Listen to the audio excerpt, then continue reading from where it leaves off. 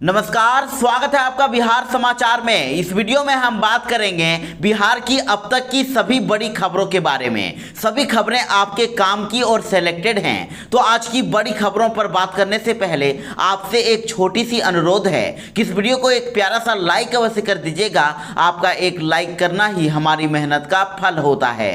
तो चलिए शुरुआत करते हैं आज की पहली बड़ी खबर से। बिहार में एक सप्ताह के लिए फिर से लॉकडाउन को बढ़ा दिया गया है। बिहार में 1 जून तक लॉकडाउन बढ़ा दिया गया है और साथ ही नई गाइडलाइन भी जारी कर दी गई। बिहार में कोरोना महामारी के संक्रमण की रोकथाम को लेकर सरकार ने बड़ा फैसला ले लिया है और 1 जून तक लॉकडाउन को बढ़ा दिया गया है। मुख्यमंत्री नीतीश कुमार ने खुद लॉकडाउन को बढ़ाने का फैसला लिया है और सरकार की ओर से नई गाइडलाइन भी जारी कर दी गई है और इस बार के लॉकडाउन में कुछ खास छूट नहीं दी गई है और बदलाव भी ज्यादा नहीं किया गया है। हालांकि कुछ दुकानों को विशेष छूट दी गई है और इस बार सिर्फ उर्वरक, बीज, कीटनाशक और कृषि यंत्रों से संबंधित दुकानों और प्रतिष्ठानों को शहरी क्षेत्रों में रोज सुबह 6 बजे से 10 बजे तक और ग्रामीण इलाकों में सुबह 8 बजे से दोपहर 12 बजे तक खोलने का आदेश दिया गया है। और इसके अलावा लीची, आम आदि फलों की पैकिंग के लिए काठ की पेटियों के निर्माण से संबंधित दुकानों और आरा मिलों की विशेष परिस्थितियों में न्यूनतम संख्या में संबंधित डीएम की ओर से खोलने की अनुमति दी जा सकेगी। तो वहीं आवश्यक खाद्य पदार्थ सामग्री तथा फल, सब्जी, मांस, मछली, दूध और पीडीएस की दुकानें खुलने के समय में कोई बदलाव नहीं किया गया है और शहरी क्षेत्रों में सुबह 6 बजे से 10 बजे तक और ग्रामीण इलाकों में 8 बजे से 12 बजे तक ये दुकानें खुलेगी। तो वहीं शादी समारोह, दाह संस्कार और श्राद्ध क्रम में अधिकतम 20 लोगों के शामिल रहने का निर्देश पहले की तरह ही जारी रहेगा। तो वहीं स्कूल, कॉलेज, कोचिंग संस्थान, आमजनों के लिए धार्मिक स्थल, cinema hall, shopping mall, park आदि सभी बंद रहेंगे। इसके साथ ही निर्माण सामग्री तथा निर्माण संबंधी हार्डवेयर की दुकानें पहले की तरह ही सप्ताह में 2 दिन ही सोमवार और गुरुवार को पूरे बिहार में सुबह 6 बजे से 10 बजे तक खुलेगी और बाकी सभी नियम पहले की तरह ही जारी रहेंगे। शिक्षकों को 2 साल के बाद भी नहीं मिला नियुक्ति पत्र, तो तेजस्वी ने नीतीश कुमार को घेरा। जी हां, नेता प्रतिपक्ष तेजस्वी प्रसाद यादव ने कहा है कि बिहार में प्राइमरी से लेकर सेकेंडरी स्तर तक शिक्षकों की भारी कमी है। उन्होंने सोमवार को ट्वीट करके आरोप लगाया कि राज्य सरकार ने शिक्षा व्यवस्था को बर्बाद कर दिया है और शिक्षकों का लगातार निरादर किया गया है। उन्होंने कहा कि शिक्षकों की नियुक्ति प्रक्रिया को येन-केन प्रकारे न टालना सरकार की द्वेषपूर्ण मानसिकता को उजागर करता है। तेजस्वी यादव ने कहा कि हमने अपने प्रण पत्र में संविदा प्रथा खत्म कर समान काम समान वेतन देने का संकल्प किया था और साथ ही सभी रिक्त पदों को पहली कलम से भरने का संकल्प लिया था। उन्होंने कहा कि नियोजन प्रक्रिया सारी अहर्ताएं और प्रक्रिया पूरी करने के बाद भी पिछले 2 वर्षों से नीतीश सरकार ने नियुक्ति पत्र प्रतिभावान शिक्षकों को नहीं दिया है। साथ ही उन्होंने कहा कि नीतीश जी आखिर बिहार के नौजवानों को बेरोजगार और बंधुआ मजदूर ही क्यों बनाना चाहते हैं। बिहार में 41 दिनों के बाद 3000 से कम मिले मरीज।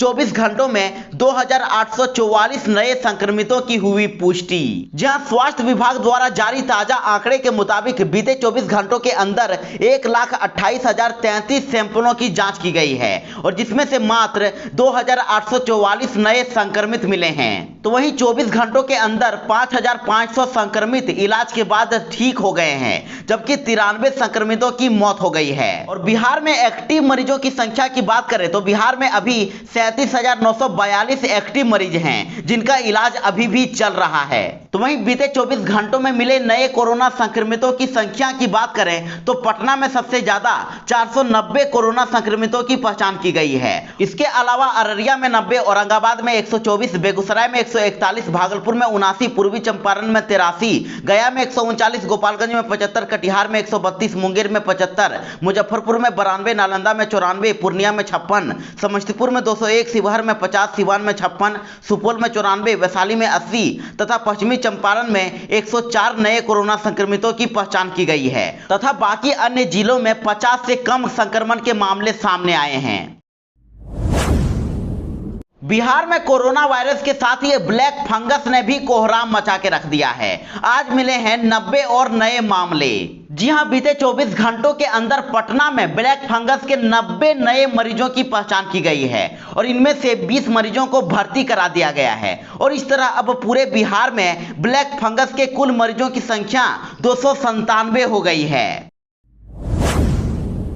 26 मई को काला दिवस मनाएगी जाप पार्टी। पप्पू यादव को जेल से रिहा करने की गई मांग। जी हां, सोमवार को जन अधिकार पार्टी के केंद्रीय कोर कमेटी की बैठक जाप कार्यालय में हुई और पूर्व मंत्री और पार्टी के राष्ट्रीय कार्यकारी अध्यक्ष अखलाक अहमद की अध्यक्षता में हुई इस बैठक में कई फैसले लिए गए। तो वहीं जाप के प्रदेश अध्यक्ष राघवेंद्र कुशवाहा ने बताया कि जन अधिकार पार्टी के राष्ट्रीय अध्यक्ष और पूर्व सांसद राजेश रंजन उर्फ पप्पू यादव रिहाई के लिए एक उच्च स्तरीय शिष्टमंडल राजनीतिक पार्टी के अध्यक्षों से मिलेगा और कल बेड़ी और हथकड़ी के साथ प्रदर्शन होगा। उन्होंने कहा कि संयुक्त किसान संघर्ष समिति द्वारा घोषित आगामी 26 मई को काला दिवस को जन अधिकार पार्टी पूरे बिहार में सक्रिय रूप से मनाएगी और इस कार्यक्रम में पार्टी के सभी साथी अपने बाह पर काली पट्टी बांधकर दूसरे लोगों के भी बाहों पर काली पट्टी बांधेंगे और जन अधिकार पार्टी एवं छात्र परिषद के साथियों के द्वारा 27 मई को बिहार के सभी जिलों में श्री यादव यानी कि पप्पू यादव की रिहाई के लिए अर्धनग्न प्रदर्शन किया जाएगा। कोरोना वैक्सीनेशन सर्टिफिकेट पर अब राजनीति तेज हो गई है। जीतन राम मांझी के बाद अब पप्पू यादव ने बोला हमला और कहा कि इस पर किसी की भी तस्वीर ना हो। जी हां, बड़ी खबर है कि कोरोना वैक्सीनेशन सर्टिफिकेट पर प्रधानमंत्री नरेंद्र मोदी की तस्वीर को लेकर राजनीति तेज हो गई है और इधर छत्तीसगढ़ और झारखंड के सीएम ने तो पीएम मोदी की फोटो की जगह अपनी फोटो लगा दी है और जिसे लेकर सियासत थमने का नाम नहीं ले रही है। तो वहीं दूसरी ओर पूर्व मुख्यमंत्री जीतन राम मांझी भी कोरोना वैक्सीनेशन सर्टिफिकेट पर पीएम मोदी की तस्वीर लगाए जाने को लेकर हमलावर हो गए हैं और जीतन राम मांझी ने पीएम मोदी की तस्वीर पर सवाल खड़ा कर दिया है। मांझी ने कहा है कि अगर कोरोना वायरस के वैक्सीनेशन पर प्रधानमंत्री की तस्वीर लगी है तो फिर कोरोना से मरने वालों के लोगों के डेथ सर्टिफिकेट पर भी प्रधानमंत्री की ही तस्वीर होनी चाहिए। तो अब इधर जीतन राम मांझी के समर्थन में पप्पू यादव भी आ गए हैं और कोरोना वैक्सीनेशन सर्टिफिकेट पर प्रधानमंत्री नरेंद्र मोदी की तस्वीर को लेकर जाप सुप्रीमो पप्पू यादव ने ट्वीट किया है और पप्पू यादव ने ट्वीट करते हुए कहा है कि छपास रोग से भयंकर ग्रस्त पीएम साहब ने कोरोना टीकाकरण प्रमाण पत्र पर भी अपनी मुस्कुराती तस्वीर छपा ली। किसी भी देश में ऐसा नहीं है, कोई राष्ट्राध्यक्ष इतना पतित नहीं है। पीएम साहब को मालूम हो कि वह भारत के राष्ट्राध्यक्ष नहीं है।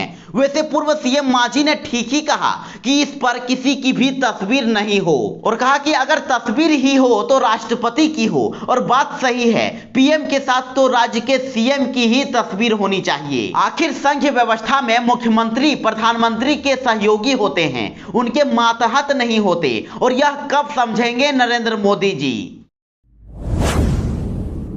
तो इधर वैक्सीनेशन सर्टिफिकेट को लेकर बीजेपी ने भी जवाब दे दिया है और कहा कि बयान देने वाले पहले जानकारी इकट्ठा कर लें। जी हां, वैक्सीनेशन पर प्रधानमंत्री नरेंद्र मोदी की तस्वीर को लेकर राजनीति तेज हो गई है और इधर पूर्व मुख्यमंत्री जीतन राम मांझी और जाप अध्यक्ष पप्पू यादव के हमले के बाद अब उनका जवाब देने के लिए बीजेपी प्रवक्ता प्रेम रंजन पटेल सामने आ गए हैं और प्रेम रंजन पटेल ने बिना किसी का नाम लिए कहा है कि जिन्हें भी वैक्सीनेशन सर्टिफिकेट पर पीएम मोदी की तस्वीर से आपत्ति है वे पहले जानकारी इकट्ठा कर लें। और इसके साथ ही उन्होंने कहा कि कोरोना महामारी से जब पूरा देश परेशान था तब वैज्ञानिकों ने इस वैक्सीन का आविष्कार किया और जिसकी सराहना WHO के साथ साथ पूरे देश और दुनिया के लोग कर रहे हैं और ऐसे में प्रधानमंत्री के चेहरे और भरोसे पर देश की जनता को उम्मीद है, इसीलिए वैक्सीनेशन सर्टिफिकेट पर पीएम मोदी की तस्वीर लगी हुई है।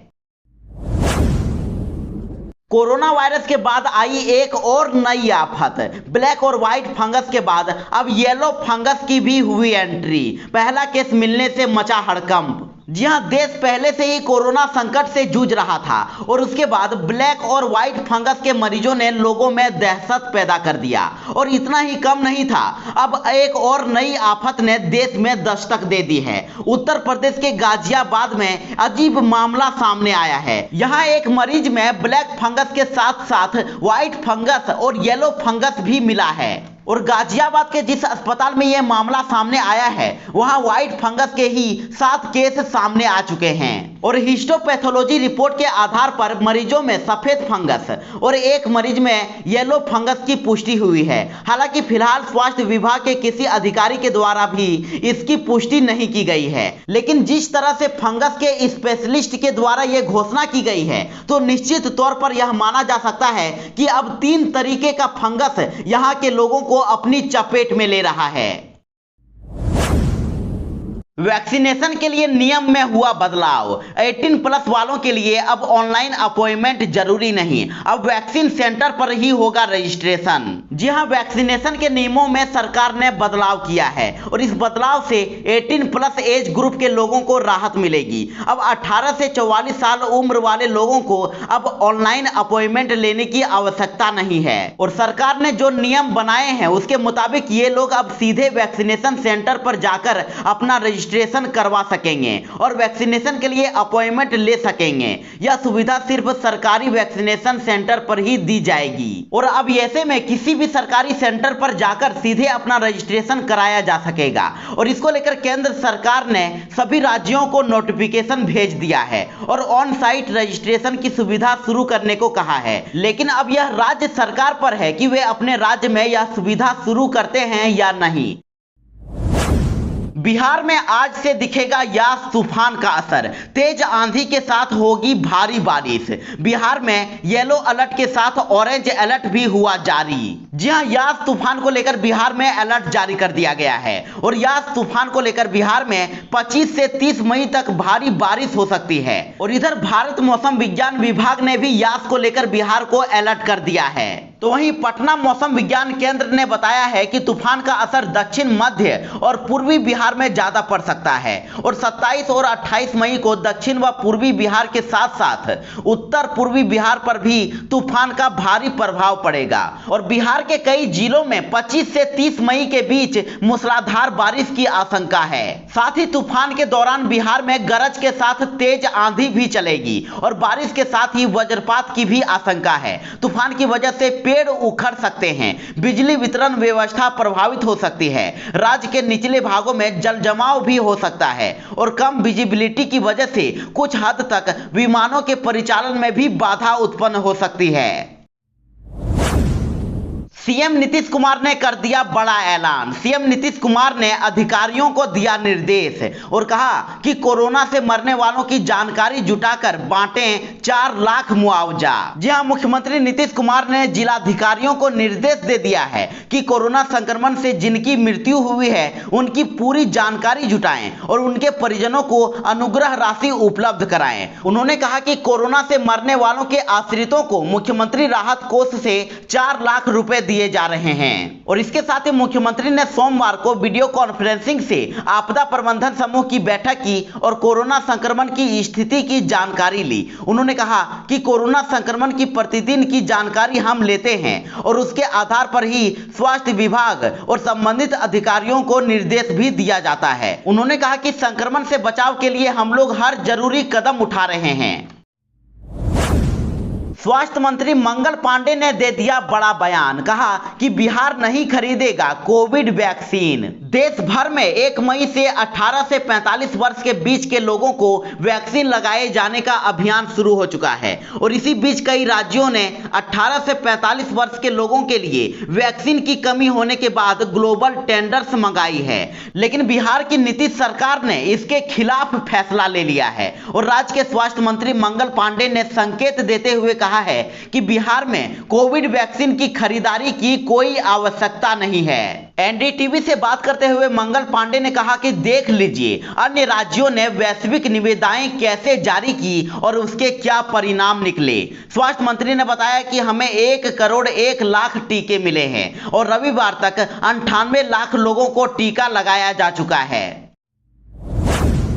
अब बाढ़ प्रभावित जिलों में आपदा प्रबंधन से जुड़े कर्मियों का होगा टीकाकरण, नीतीश सरकार ने जारी कर दिया निर्देश। जी हां, अब बिहार के बाढ़ प्रभावित जिलों के आपदा प्रबंधन कार्य से जुड़े पदाधिकारियों और कर्मियों का टीकाकरण होगा। राज्य स्वास्थ्य समिति के कार्यपालक पदाधिकारी मनोज कुमार ने बाढ़ प्रभावित जिलों के जिलाधिकारी और सिविल सर्जनों को आपदा प्रबंधन कार्य से जुड़े सभी कर्मियों के टीकाकरण कराने का निर्देश दिया है। तो वहीं समिति द्वारा जारी निर्देश के तहत 2 दर्जन से अधिक कार्यालयों के पदाधिकारियों और कर्मियों को कोरोना का टीका लगेगा। इनमें बिजली विभाग, पथ निर्माण, ग्रामीण कार्य, लघु सिंचाई, कृषि, लोक स्वास्थ्य अभियंत्रण, नलकूप, पुलिस, होमगार्ड, अग्निशमन सेवा, पशुपालन, शिक्षा, बाढ़ नियंत्रण, जल संसाधन, सभी प्रखंड और अंचल कार्यालय, जीविका दीदी, पंचायत राज संस्थान के जनप्रतिनिधि, प्रशिक्षित गोताखोर, निबंधित नाविका, NHI के पदाधिकारी और कर्मी शामिल हैं।